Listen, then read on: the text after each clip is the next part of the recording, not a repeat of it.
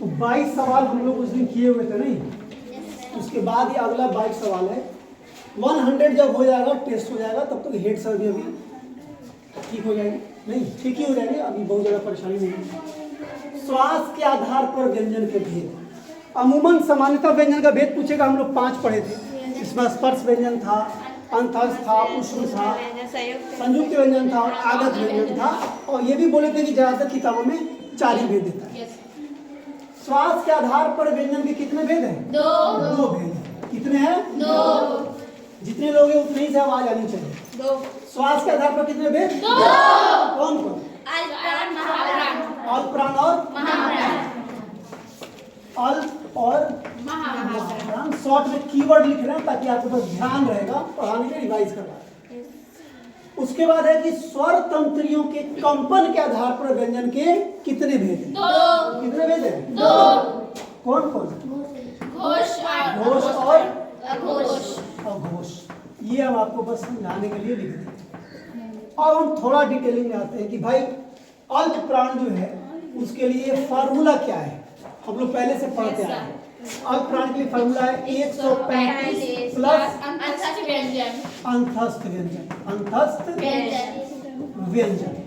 अब ये 135 क्या है, इस पे हम लोग बात किए थे। जैसे मान लीजिए हम एक उदाहरण लेते हैं, स्पर्श व्यंजन का पहला वर्ग है क वर्ग, ठीक है, पहला वर्ग क वर्ग। 135 का मतलब है स्पर्श व्यंजन के हर वर्ग का पहला, तीसरा और पांचवा व्यंजन।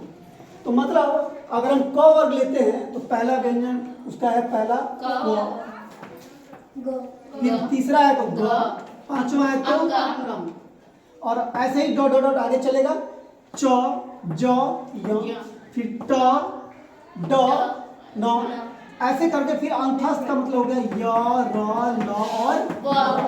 ये सभी जो है वो क्या है? अल्पप्राण। मतलब 5 में 3 से गुना कर दीजिए 15 और 4 19। अल्पप्राण कितने हो गए? 19। कोई दिक्कत?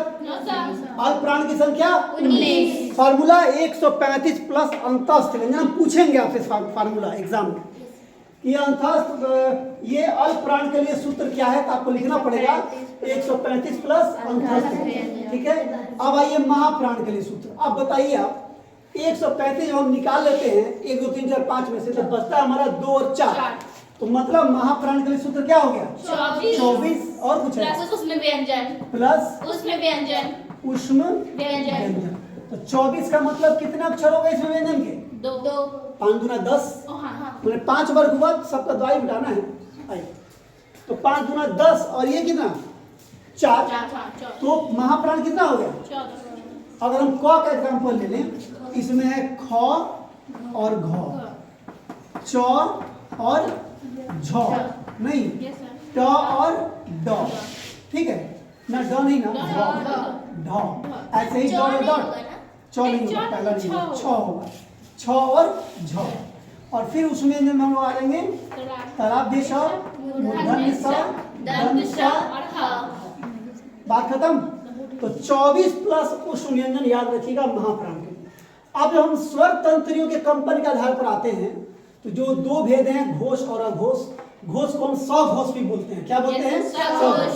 इसके लिए क्या फार्मूला है? 345 घोष वर्ण के लिए। यस सर, 345 प्लस अंतस्थ व्यंजन। अंतस्थ व्यंजन और प्लस ह भी है सर। यस सर, अंतस्थ व्यंजन प्लस और प्लस इसमें एक ह भी शामिल है, ठीक है। ये 345 का मतलब क्या है? मान लीजिए हम क ख ग एक क वर्ग हुआ, तो तीसरा वर्ण क्या हुआ उसका? ग। चौथा, पांचवा, और ऐसे ही जाएगा आगे।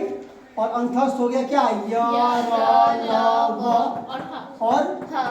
कितना हो गया?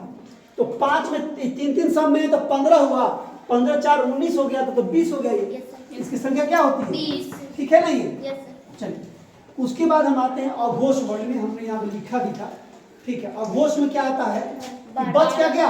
345 के बाद इसमें 1 बच गया और 2 बच गया, तो 12 यहाँ लिखते हैं। 12 प्लस ह रहित, नहीं ह रहित उष्ण व्यंजन, ठीक है। ये सब क्या हो जाएगा? ये अघोष वर्ण, मतलब जैसे क हो जाएगा ख हो जाएगा, जैसे च हो जाएगा छ हो जाएगा, और ऐसे ही तालाब स मूर्धन्य स दंत स ह नहीं होगा, ठीक है। तो 5 गुना 10 और 3 इधर कुसुम का 13, इनकी संख्या क्या होती है? 13। सही है ना? Yes sir. अब आइए हम सीधे बताते हैं आपको शब्द की परिभाषा। अक्षरों के सार्थक समूह को क्या कहते हैं? शब्द। अक्षरों का सार्थक समूह है, याद रखिएगा, अक्षरों का सार्थक समूह, बस हम समझा रहे हैं, ठीक है। को हम क्या कहते हैं? शब्द कहते हैं। संज्ञा क्या है? तो किसी व्यक्ति, वस्तु, स्थान या नाम को हम संज्ञा कहते हैं। दुनिया का कोई भी नाम है वो क्या हो जाएगा? सर्वनाम क्या है? तो संज्ञा के बदले में जिन शब्दों का प्रयोग करते हैं उनको क्या कहते हैं? सर्वनाम। संज्ञा के बदले में प्रयुक्त होते हैं, ठीक है, ये ध्यान रहेगा ना। विशेषण क्या है? तो जो संज्ञा और सर्वनाम की विशेषता बताते हैं, वैसे शब्द जो संज्ञा और क्या सर्वनाम की विशेषता बताते हैं उनको क्या कहेंगे?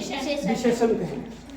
क्रिया क्या है? तो जिसे करने या होने का बोध हो, नहीं, जो संज्ञा सर्वनाम के विषय में बताया कि क्या कर रहे हैं, तो जिन शब्दों से करने या होने का बोध हो उसको हम क्या कहेंगे? करने या होने का बोध हो, वो कहलाएंगे क्या? क्रिया। ठीक है। अब आइए उत्पत्ति के आधार पर शब्द के भेद। शॉर्ट टर्म था उत्पत्ति, 4 है, तो मतलब ये भेद कितने हैं? 4। कौन कौन? तत्सम, तद्भव, देशज, विदेशज। बिल्कुल, तत्सम, तद्भव, देशज और विदेशज। ये 4 याद रखना है आपको, कोई दिक्कत?